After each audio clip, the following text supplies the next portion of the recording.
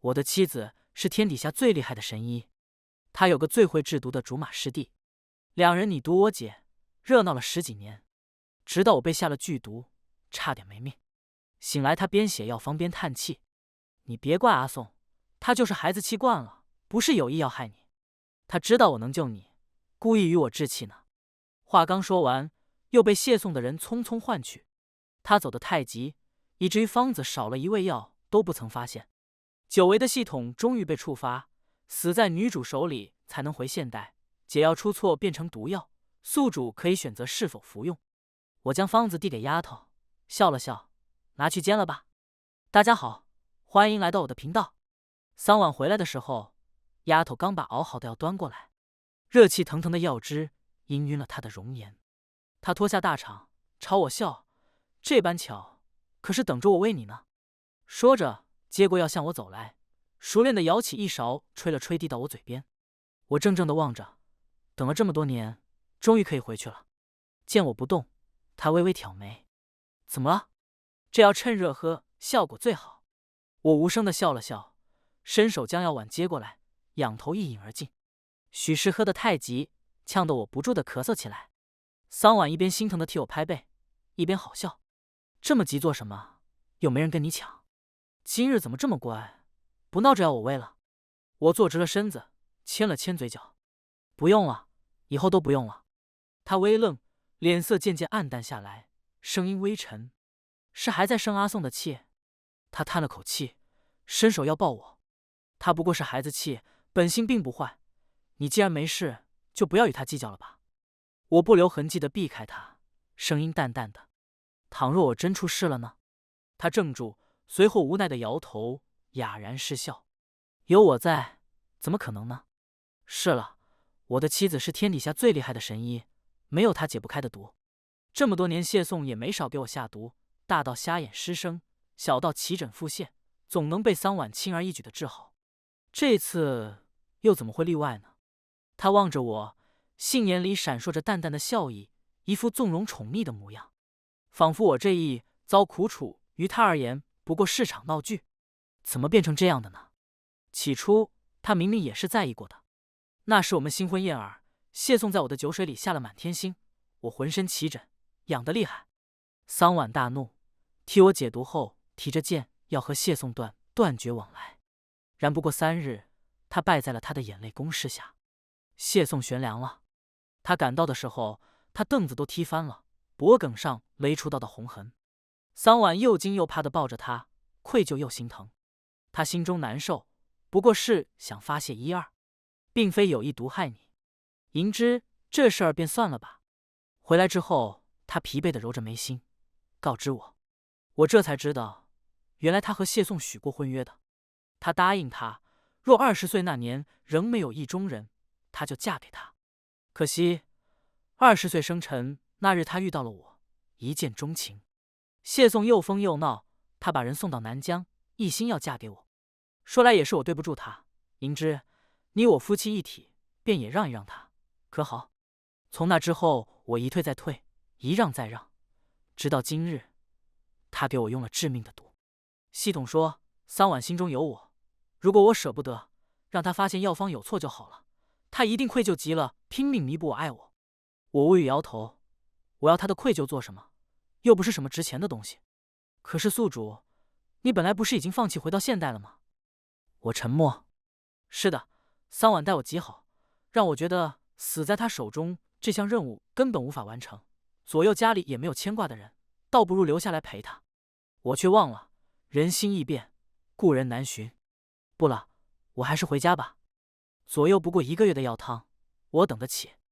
谢宋要来给我道歉，我下意识的拒绝：“不用了吧，每次他过来准没好事。”桑婉握着我手，柔情缱绻：“怎么能不用呢？你是我的夫君，我也不能总叫你受委屈。”我垂下眼，若是以往我定然觉得感动，可现在我只觉得恶心。人都说桑神医悬壶济世，无论达官显贵平民百姓，皆一视同仁。哪怕家中私事，他也是一碗水端平，是非公正，不叫旁人指摘。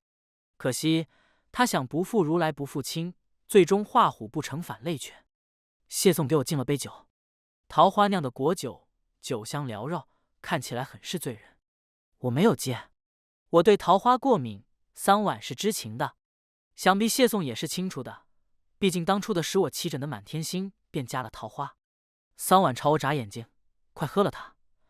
你放心，我备好了解药，必不会叫你吃苦头。听话，他被我逼得来跟你赔不是，心里不痛快，使点小性子也是正常。他既然答应道歉，你就别计较这些细枝末节了。我了然一笑，接过桃花酒，在他欣慰的目光里，抬手泼了过去。酒水顺着谢宋的头顶滴答下流，混着他不可置信的眼睛，甚是狼狈。桑婉猛地站起身来，看向我，一向柔和的脸色瞬间变冷。可能是要走了，心气儿也顺了，从前的委屈也不想再受了。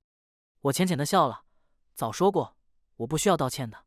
下次这种粉饰太平、皆大欢喜的戏码，别再喊我了。桑婉摔门而去，他发了很大的脾气，一连几天都没有回来。傍晚，丫头照例给我端药，欲言又止。等我喝完，终于开口：“主子，神医他人虽没回，却日日派人叮嘱我看着主子喝药。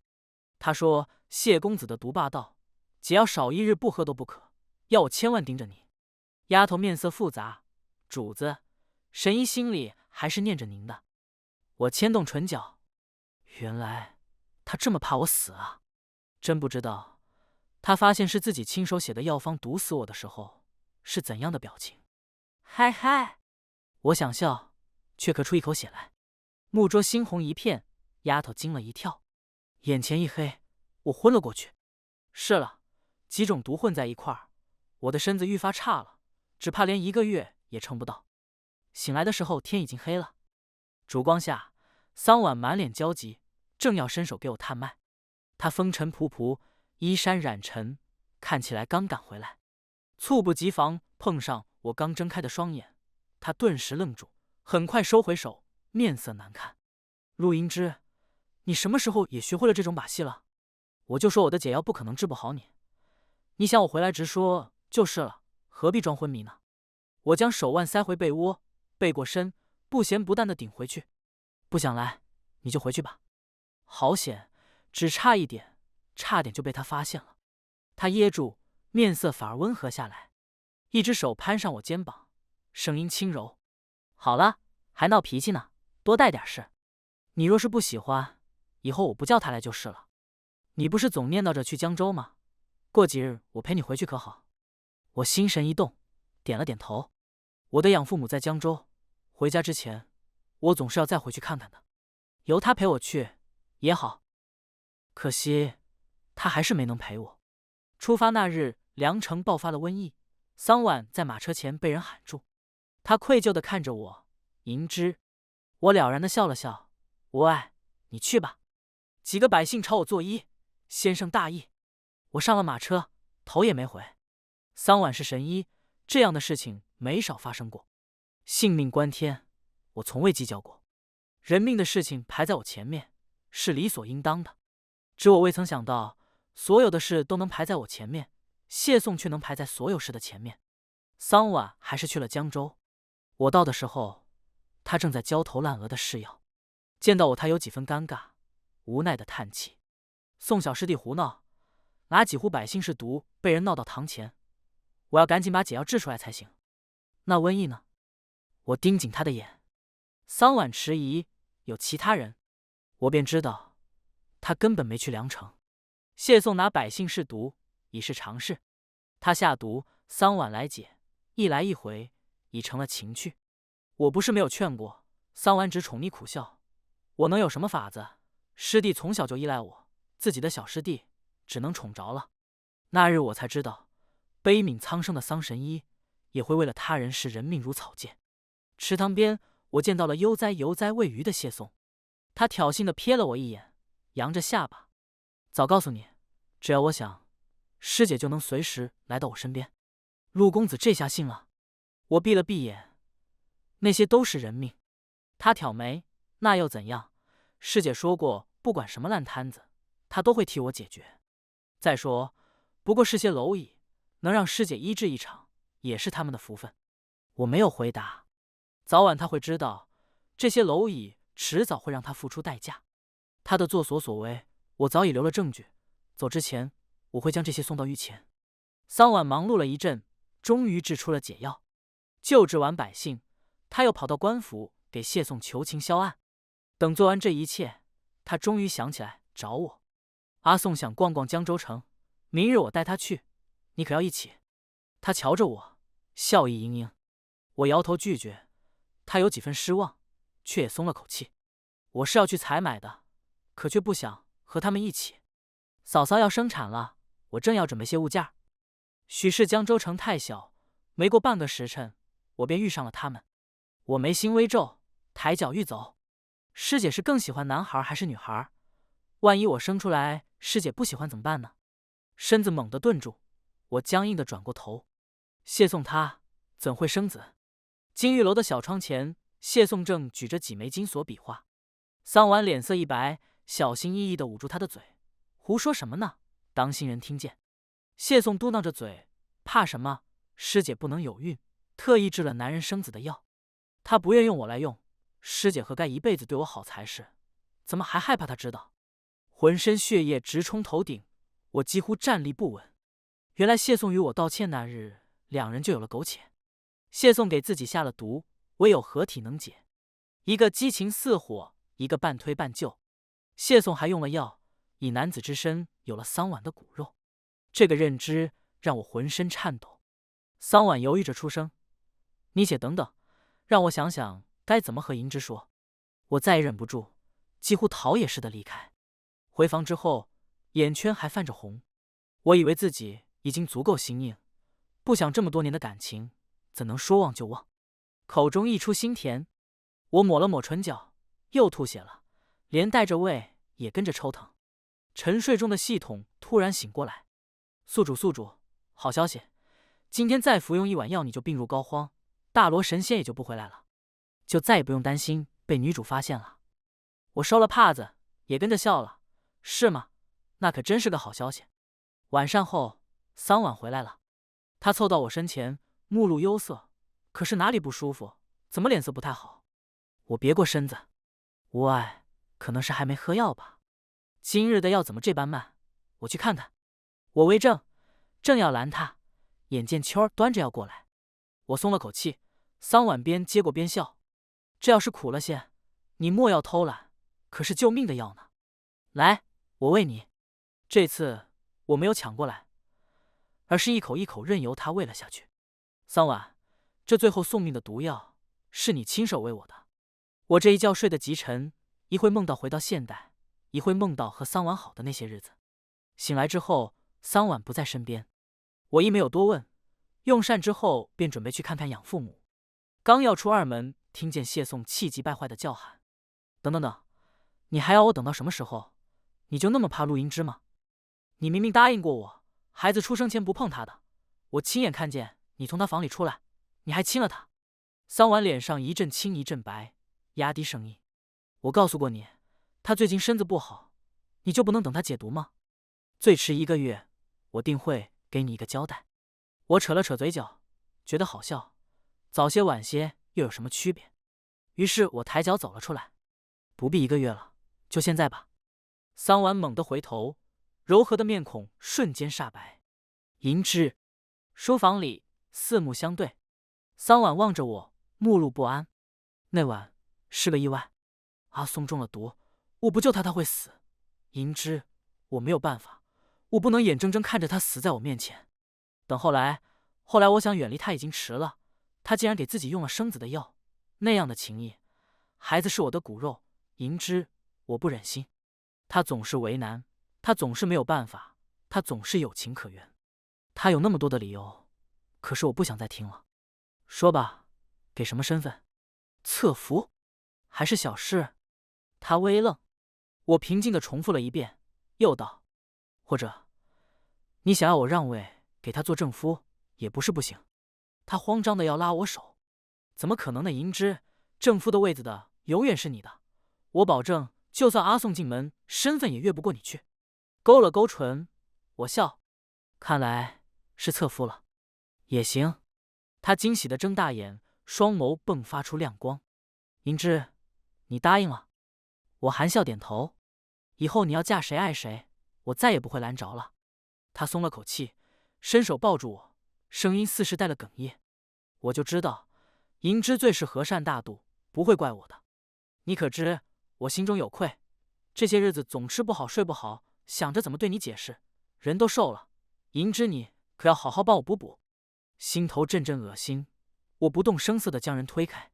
行了，快去给你的小师弟交代吧。因有身孕的缘故，婚期定得很近。不过月余，谢送进了门，仗着肚子里的骨肉，他性子也愈发骄纵，每每当着桑婉的面要与我一较高下。大到我的院子，小到一件配饰，他都要和我争上一二。但凡桑婉有一分犹豫，他便又哭又闹，要落了孩子。他孕中忧思，没有安全感，左右不过是些物件儿。银之，你别计较。桑婉这样安抚我，我自然没有计较。我要离开也带不走这些，干脆挪到了偏院，换个清静。可我没想到，连个清静也这么难。谢松落了水，当着我的面。桑婉到的时候，他正在水里扑腾，好容易将人就上岸。谢松抱着肚子，哭着说：“我害他，赤裸裸、明晃晃的陷害。”我想笑，却笑不出来。桑婉死死地盯着我，像是要看穿一个洞来。他很在意这个孩子，我知道，谢松也知道。寝房里，他踱来踱去，脸色难看得厉害。我没有解释，也不想解释。良久，他停下脚步，凤眸深沉，声音沙哑：“我知道不是你做的，银之，你是我的夫君，我怎能不知你的性情？你从不屑做这种事。”我挑眉，消失许久的暖意涌上些许，可下一刻凉到彻底。可他都用身孕来陷害你了，证明他是真的忌惮你。银之，你和他道个歉吧，你让他。我笑了，几乎笑出眼泪来。桑婉，你是不是有病？他合上眼，长长叹了口气。我知道对不住你，可是银之，我没办法。他闹着非要你付出代价。什么代价？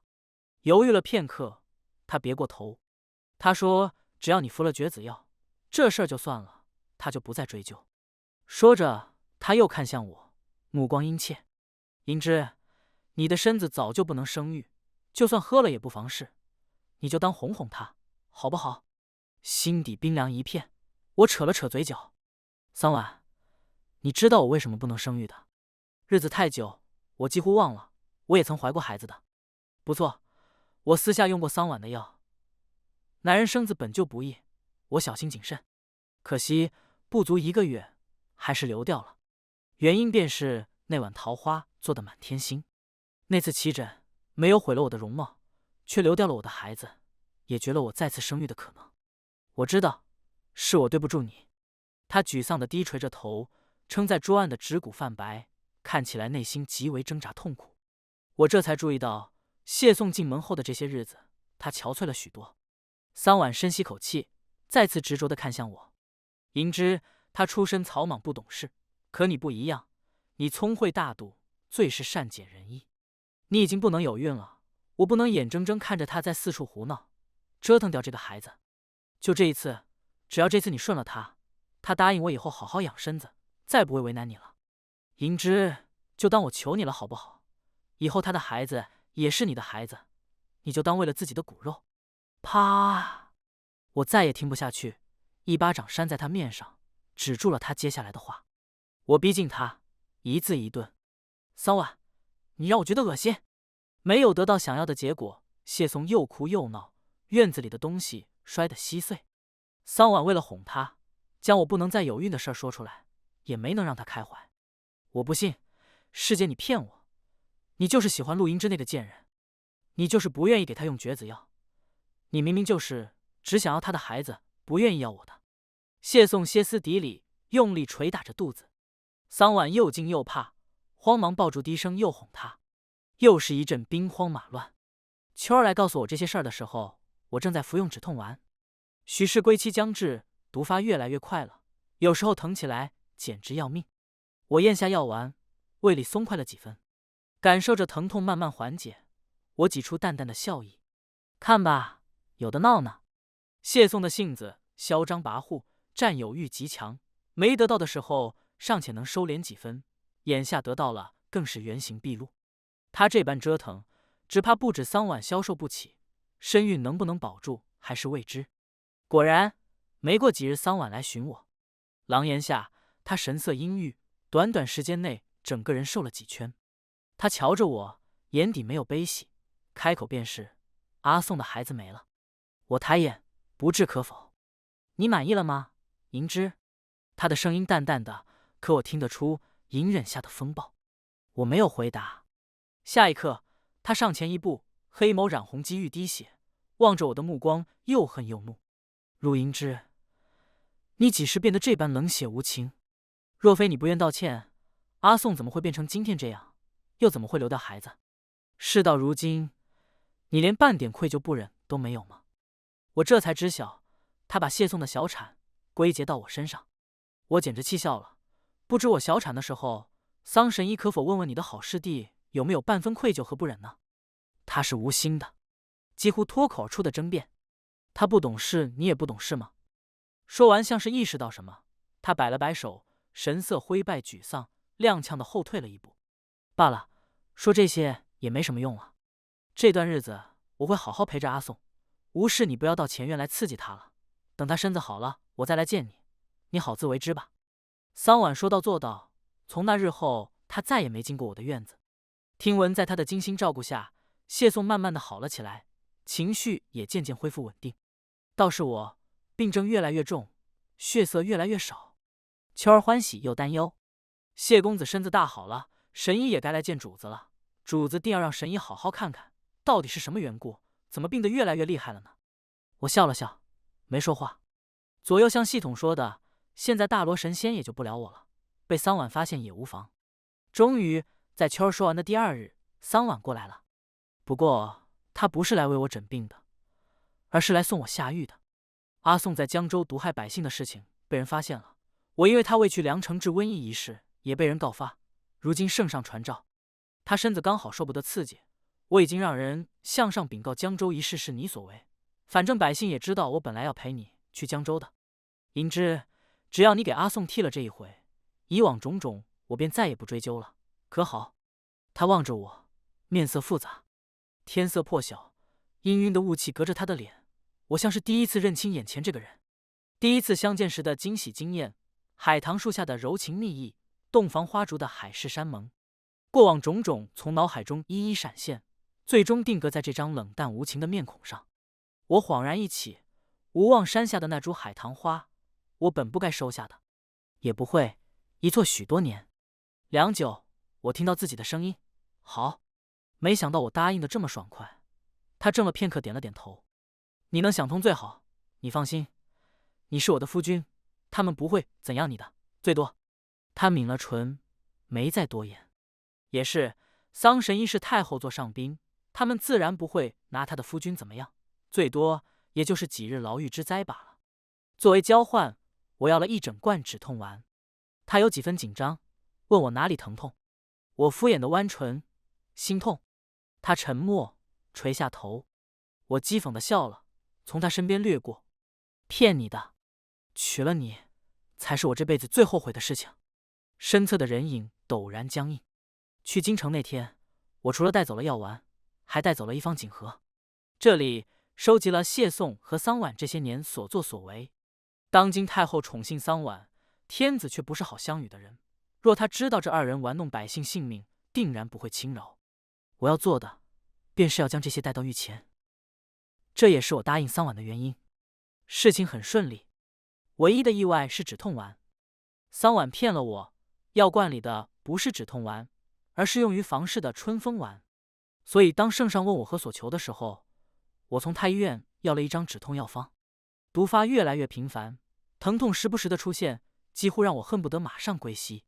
我面色苍白如纸，连出门抓药都拿木犁遮面，唯恐吓着路人。谢宋是这时候出现的，他笑嘻嘻地指着我手中的一味药，欢快地回头叫喊：“师姐，找到了，这儿有何首乌。”他丰盈了许多，面色也比往日里红润。看来我不在，他果然过得极好。顺着他叫喊，桑婉也跟了过来，扫了一眼，也跟着笑道：“又胡闹了，没看到这位公子已经买下了。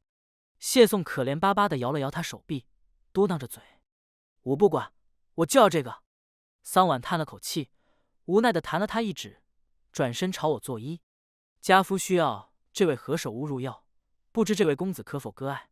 公子若愿意，我可以出双倍价钱。”故人的人影与眼前人重叠，恍惚记起他也曾这样为我请求他人，只眼下被请求的人却是我了。我淡淡笑了，沙哑的嗓子不甚好听：“如果我说不愿意呢？”桑婉的身形猛地顿住，秋儿适时的出现，焦急地奔到我身边：“主子，你怎么一个人买药来了？可让我好找。”桑婉将目光移向他，很快又回到我身上，声音略微颤抖：“银枝。”木离落下，露出我惨白的脸。桑神医这是何意？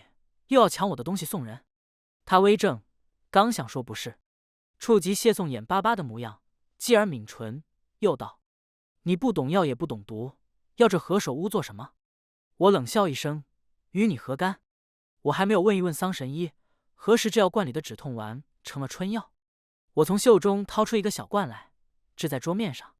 桑婉面上有几分尴尬，他别过头，干巴巴道：“是阿宋顽皮，偷偷将药给换了。我想着你要止痛丸也没什么事，便没有过问。”谢宋也凑了过来，好奇的去开药罐，笑嘻嘻的：“陆哥哥生这么大气做什么？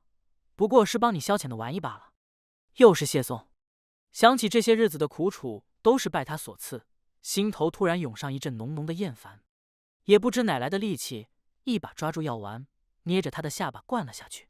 “那好啊，也来给你消遣消遣。”他被逼着咽了几颗，呛得直咳嗽。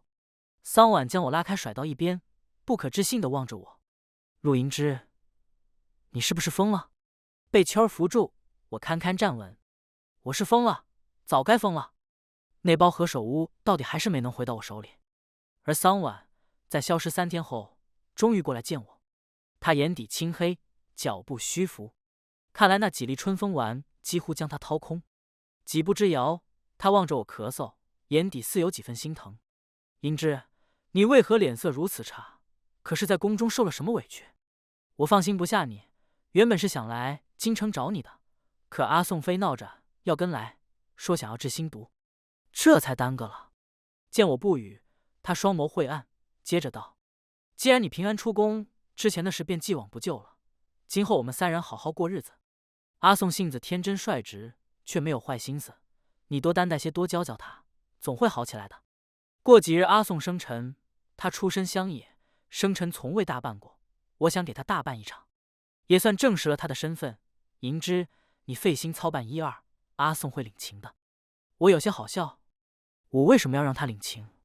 他是我什么人？为什么我要担待他？哪来这么大脸面呢？桑神医，没想到我这么直接拒绝。桑婉脸色涨得通红，噎得说不出话来。我无意多说，袖中掏出一页纸铺在桌案上，叹了口气：“和离吧，桑婉。可能的话，我希望走之前和这个人彻底断清干系。”桑婉抬头，不敢相信地盯着上面3个字：“你要与我和离？是因为何首乌，还是因为阿宋的生辰宴？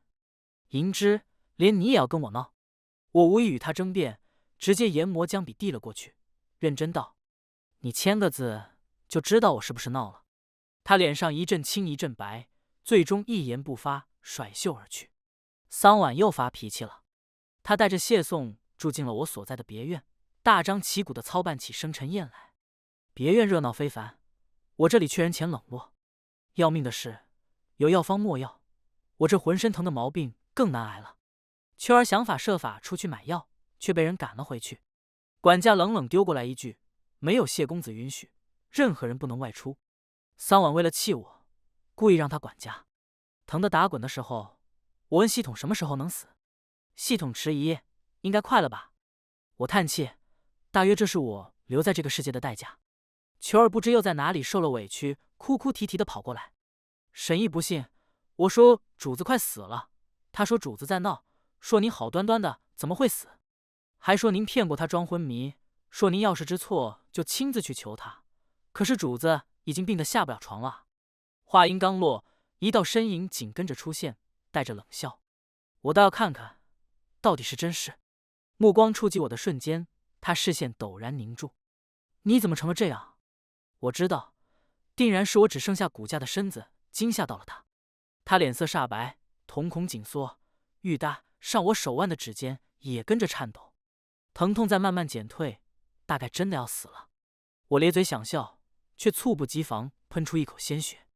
桑婉的面孔瞬间一片狼藉，闭上眼的前一秒是他惊恐到绝望的脸。真好，这下能死了吧？身子飘荡在半空，我看到下面一片哀嚎。桑婉抱着我，翻来覆去的给我诊脉，嘴里不停的念叨着：“怎么会这样？明明我解毒了，怎么会这样呢？”球儿跪坐在地上哭：“主子用了您的药方，不仅没好转，还病情加重了。我想请神医您看看。”主子说不打紧。桑婉猛地弹起来，双眸睁大：“药方，药方呢？”秋儿掏出一张枯黄的纸，我很仔细的一个个对着熬药的，可主子还是不好，呜呜。桑婉捏着纸张的指骨泛出清白，他茫然无措的四下看了个遍，口中喃喃自语：“不对啊，怎么会少了一味药呢？怎么会没有呢？”秋儿不解：“少了什么？”桑婉面上的肌肉像是凝固，他突然将纸张扣在面上，仰面而泣，声线干涩：“呵，手乌。原来是何首乌啊，那可真是太巧了。我大概没死彻底，魂魄一直飘在半空，没有回到现代的意思。”系统不太高兴，所以说是神医呢，死人也能拉回去2天。我也很无奈，不会真活回去吧？系统坚定的摇头：“不可能，最多2天，你必定魂飞魄散，不对，魂归现代。行吧，我再等等。”我的身体大概成了活死人。有气儿能呼吸，能吞会咽，却不会说话，不会动。桑婉抱着我，像是抱着失而复得的珍宝。尽管我不言不语，他也不厌其烦的给我喂药擦身，不停的跟我说话，温柔耐心。银枝，是我不好，是我对不住你，我会把你救回来的，你信我。止痛丸我喂给你了，你再也不会痛了。何首乌我也要回来了，我还重新写了药方。这次的药方绝对没有错，不信你看看。他翻出一张崭新的方子，放到我面前，嘴里泛苦，我噗的一声全吐在了药方上。他脸色一白，抢笑着收拾擦洗。没关系，我们重新写一张。自欺欺人，没意思。有小厮来报，说是谢主子来了。他瞬间怒了：“什么主子？你们的主子在这儿！”谢颂被拦在门口，目眦欲裂：“师姐，他死了，陆银枝他死了，你就不回来了？”桑婉怔怔地望着他，双眼突然迸发出光亮：“是你，都是你！如果没有你，我也不会少写一味药，银枝也不会死。都是你的错，都是你！银枝吃了那么多苦，他好疼啊！如果你也受过这些，银枝他开心了就回来了。”我隐约觉得哪里不对劲，事实证明，果然不对。桑婉给谢颂下了毒。齐诊、施雨、师生，我吃过的苦头，他一一给谢颂来了一遍。他抱着我的身体，面无表情地望着谢颂挣扎，嘴里又哄着：“银枝，你看，我给你报仇了，你可以回来了吧？”哪怕飘荡在半空，我也觉得浑身恶寒。桑婉，他大抵是疯了。系统说得很对，桑婉多留了我2天。2天后，一道白光闪现，我回到了现代。我忘掉这一切，开始了新的生活。回到现代的第2年，我听到系统带来的消息。我离开后，桑婉彻底疯了。他开始没日没夜的写药方制药，写的最多的便是何首乌。谢颂被皇室带走的时候，已经没了人形。他和桑婉的罪过被公开，谢颂被判秋后问斩。桑婉因为太后力保，留下一条命，却因为疯癫，再也不被待见。系统说完，也跟我告别。过往种种，如梦一场。我深吸口气，甩掉脑海中的一切。